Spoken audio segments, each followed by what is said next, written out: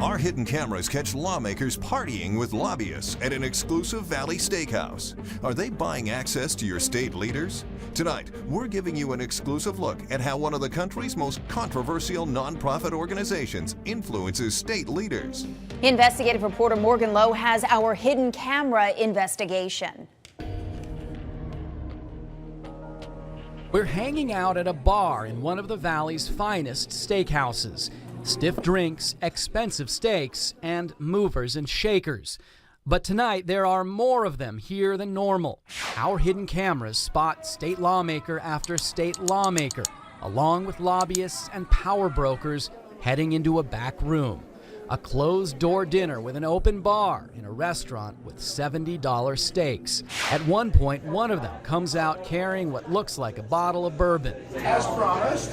Sounds like quite a party. By my count, there were at least 17 members of the legislature. Robbie Sherwood was also in the bar that night, watching the lawmakers as part of his job with a watchdog group. I don't know which special interest picked up the tab for those lawmakers, but it certainly wasn't the legislators themselves. The event was sponsored by an organization called the American Legislative Exchange Council, or ALEC. It's a nonprofit that's come under fire for promoting controversial bills like Stand Your Ground and Arizona's SB 1070. It also pushes bills to privatize prisons, promote public spending on private schools, and reducing the influence of unions. First of all, it's no different than any other organization. Representative Debbie Lesko is ALEC's chairperson at the state capitol. She organized the steakhouse event. It's just a membership drive, and that's all it was, and it was a great event. Well, what happened behind those closed doors? And there were closed doors.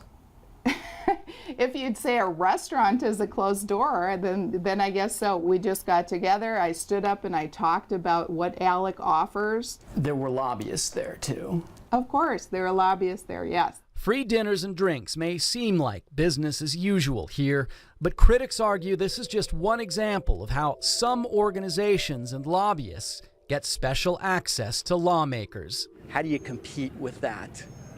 Ultimately, what you have to have is some careful optimism. Andrew Morrill is the president of the State Teachers Union, an organization with more members than ALEC, but arguably less influence. Is it a level playing field? It is absolutely not a level playing field. Steve Brittle represents environmental interests. We don't have access.